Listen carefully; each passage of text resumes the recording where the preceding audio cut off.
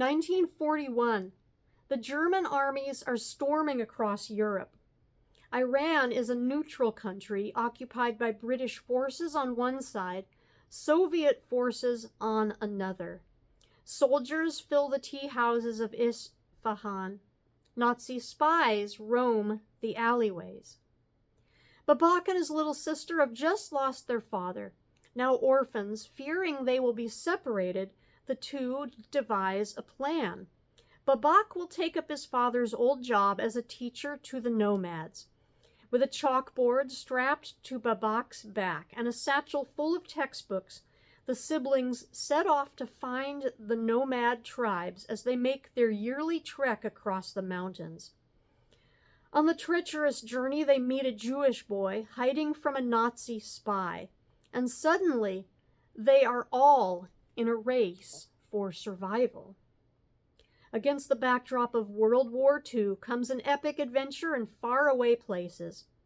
Through the cacophony of soldiers, tanks, and planes, can young hearts of different creeds and nations learn to find a common language? My preview today is The Teacher of Nomad Land, a World War II story by Daniel Nayeri. Baba was a teacher, dead now. Babak sits in the courtyard of their house, cradling the slab of stone that will mark his grave beside Maman, already dead. He is 13. Sana is 8, standing behind him. She says, "That was our last parent." Babak cries. He holds the stone as if it was a baby. He strokes the letters roughly chiseled onto the face of it. The war has made a cheapness of headstones. This one is barely the size of a cantaloupe. Muhammad Noori, 1901 to 1941. No other words. It doesn't say that he liked peaches better than cantaloupes, that he raised Babak and Sana alone, that he taught the nomad tribes to read. He taught. He was a teacher. He was their father. It's just a stone. Babak thinks his body is somewhere in the mountains under a pile of rubble. He is buried there, not here.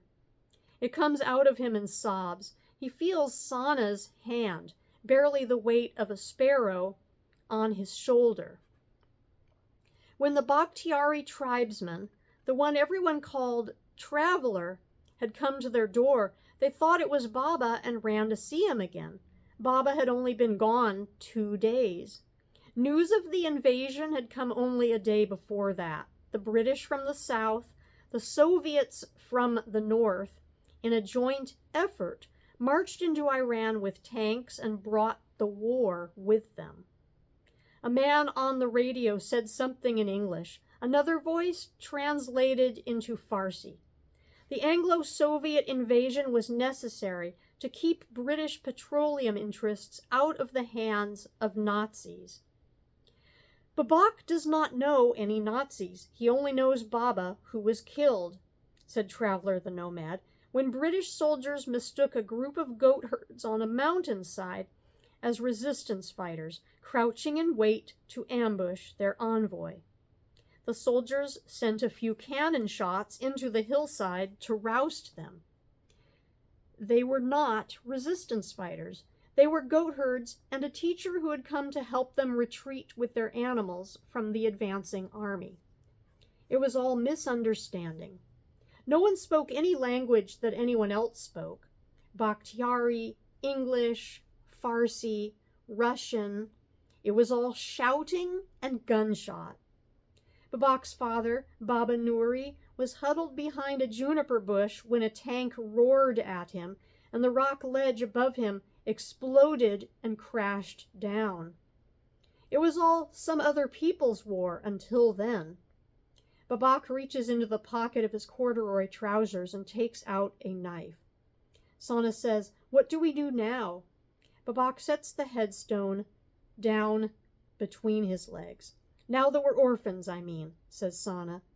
"We're not orphans," says Babak. He unfolds the pocket knife. It's not very big like they would have in the military. It's for slicing fruit. Not even big fruit. It's for prying open a stubborn pistachio. He sets the knife to the face of the stone. He scrapes the shape of the letter be and the letter aleph. Together they make the sound ba.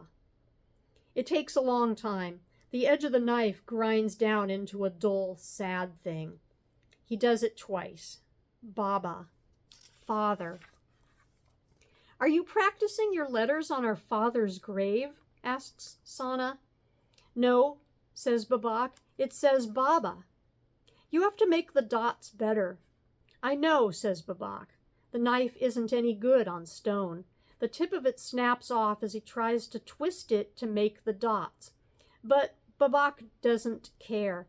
Somewhere in this world it should be written that Muhammad Nuri was a father, a good Baba. Do you want me to find a stick? Asks Sana.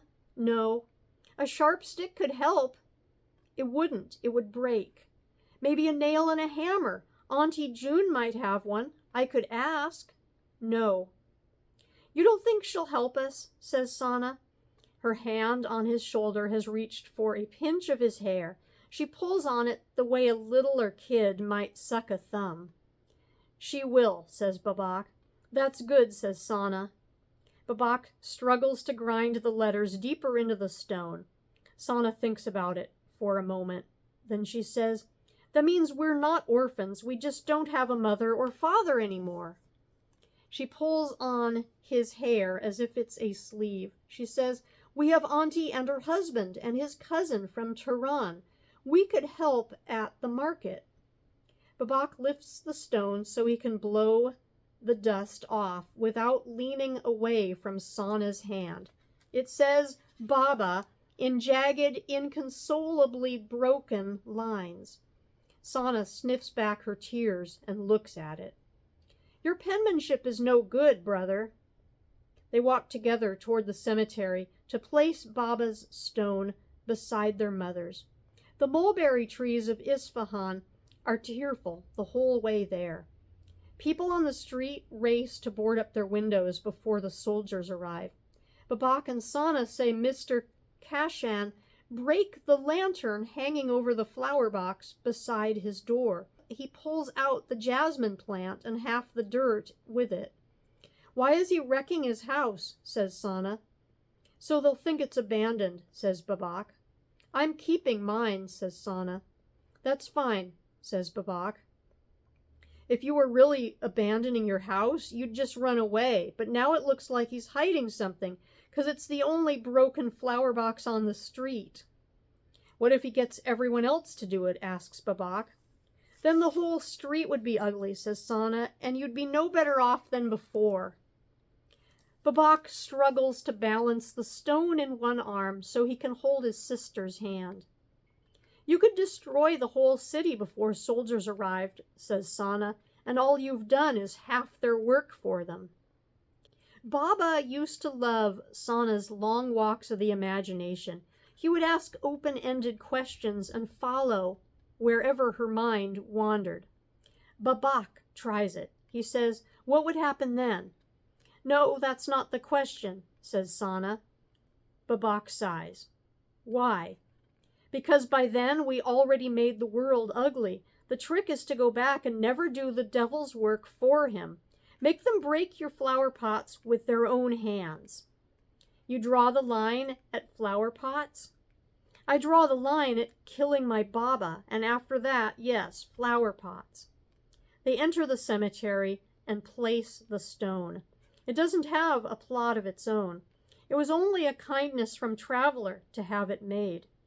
Babak sets it to rest on Maman's stone as if they're forehead to forehead. They sit beside their parents and eat mulberries. Sometimes they forget and laugh at something funny, like a fat bird. They hear the growling of military planes overhead, and they remember. They wait until the sun goes down. As they walk home, Sana kneads Babak's hand in her own. She says, You won't let them separate us, will you, brother? No, never, never, says Babak. I draw the line around the two of us together. And this has been a preview of The Teacher of Nomad Land.